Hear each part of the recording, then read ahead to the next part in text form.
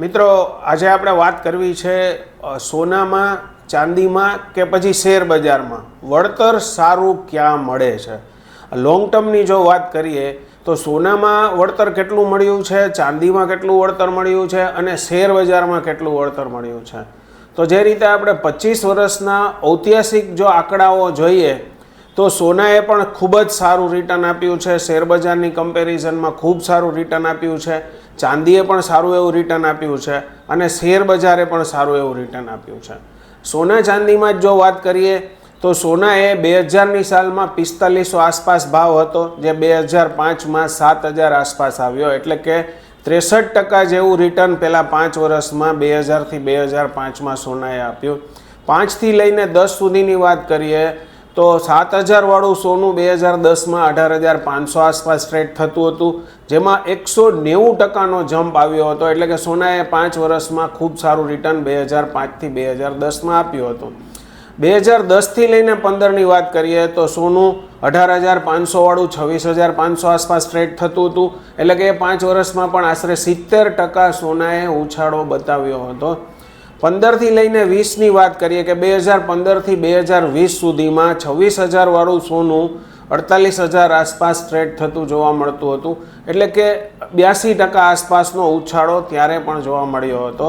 2020થી 25ની અંદર સોનું આપણે 90000 આસપાસ જોઈ લીધું છે અને એમાં આવ્યો છે જે ઉછાળો એ પણ 80થી 85%નો ઉછાળો જોવા મળ્યો છે. એટલે કે ગોલ્ડે છેલ્લા 25 વર્ષમાં શેર બજાર જેટલું અથવા તો એનાથી વધારે વળતર આપ્યું છે. એ જ પોઝિશન ચાંદીની જોવા મળે છે. ચાંદી 2000ની સાલમાં 8000 આસપાસ ટ્રેડ થતી હતી, 2005માં 10500 આસપાસ ટ્રેડ થતી હતી, 2010માં 27000 આસપાસ ટ્રેડ થતી હતી, તો 2015માં 37800 આસપાસ ચાંદીના ભાવો હતા.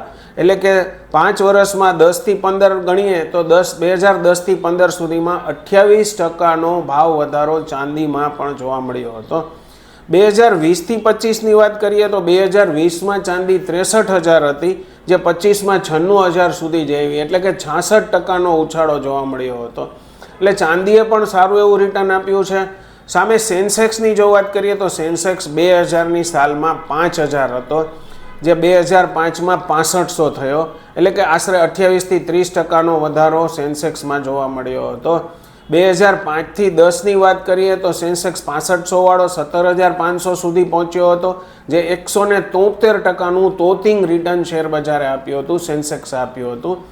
2010થી લઈને 15માં સેન્સેક્સ 17500 વાળો 29000 આસપાસ ટ્રેડ થતો હતો 15ની સાલમાં, જે આશરે 66થી 67%નું રિટર્ન બતાવે છે.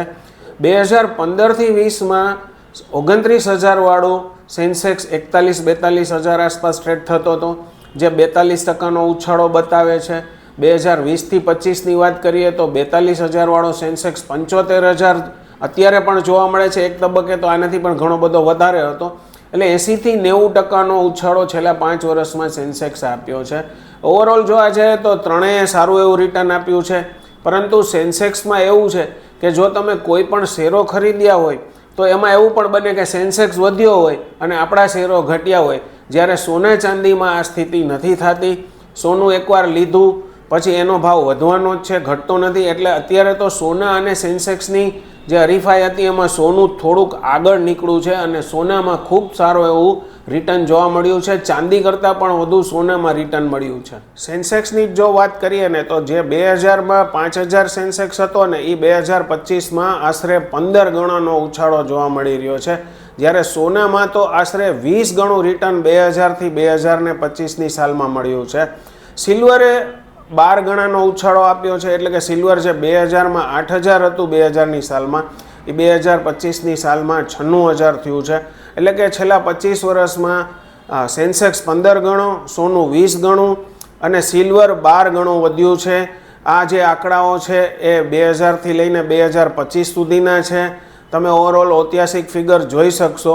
કહેવાનો મતલબ એટલો જ છે કે જે રીતે શેર બજારમાં વળતર છે એવી જ રીતે સોનામાં પણ ઘણું સારું એવું વળતર લોકોને મળે છે અને એના હિસાબે ઇન્વેસ્ટમેન્ટ ક્યાં કરવું એવો પ્રશ્ન ક્યારેક થતો હોય તો માનો કે શેર બજારમાં આઈડિયા ન આવતો હોય તો સોનું પણ લાંબે ગાળે સારું એવું રિટર્ન આપી રહ્યું છે એવું કહી શકાય.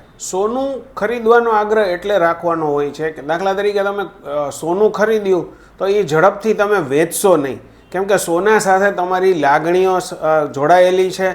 જ્યારે પણ તમે સોનું વેચવા જશો તો તમને એવું ફીલ થશે કે મેં મારું ઘરનું સોનું પણ વેચી નાખ્યું. જ્યારે તમે શેર ખરીદશો અને વેચશો તો તમને એનો અફસોસ નહીં થાય. એટલે લોકો ઝડપથી શેર બજારમાં ઝડપથી શેર ખરીદે અને વેચે છે. જ્યારે સોનું છે ને, ગુજરાતી લોકો આપણા સ્પેશિયલી ખાસ કરીને ઝડપથી સોનું વેચતા નથી. બહુ આર્થિક તંગીનો સામનો કરવો પડે ત્યારે જ સોનું વેચતા હોય છે. એટલે સોનું એક વખત ઘરમાં આવ્યું એ વેચાતું નથી. એટલે સોનું એક ઇન્વેસ્ટમેન્ટ માટે બહુ જ સારી વસ્તુ ગણાય છે એવું કહી શકાય.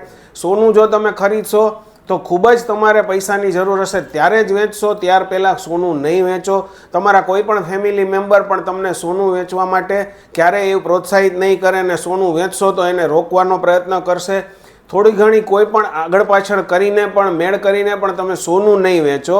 જ્યારે શેર બજારમાં તકલીફ એ છે કે શેર ખરીદ્યા પછી તરત વેચવા પડે તોય તમને અફસોસ નથી થતો. એટલે સોનું એક બેસ્ટ ઇન્સ્ટ્રુમેન્ટ છે ઇન્વેસ્ટમેન્ટ માટેનું. જેટલું શેર બજાર જરૂરી છે એટલું જ સોનામાં રોકાણ કરવું જરૂરી છે. ચાંદીની વાત કરીએ તો ચાંદી પણ એનો ઉપયોગ પણ ઔદ્યોગિક ઇન્ડસ્ટ્રીઝમાં ને એમાં બધે થઈ રહ્યો છે. એટલે કે ઔદ્યોગિક લેવલે જે રીતે ચાંદીનો ઉપયોગ થાય છે એટલે ચાંદીની પણ ડિમાન્ડ દિવસે દિવસે વધવાની જ છે. ચાંદીમાં પણ એવરેજ થોડુંક ઓછું પણ વળતર તો આપ્યું જ છે. એવું પણ બને કે પાછું ઝડપથી ચાંદી પણ વધવા માંડે અને વધતું જોવા મળે એટલે ચાંદી પણ 1 લાખ ઝડપથી ક્રોસ કરશે. એટલે સોના ચાંદીમાં પણ ઇન્વેસ્ટમેન્ટ કરવું ખૂબ જ જરૂરી છે. શેર બજારમાં પણ ઇન્વેસ્ટમેન્ટ જરૂરી છે. એવી જ રીતે સોના ચાંદીમાં પણ રોકાણ કરવું ફાયદાકારક જ સાબિત થતું હોય છે.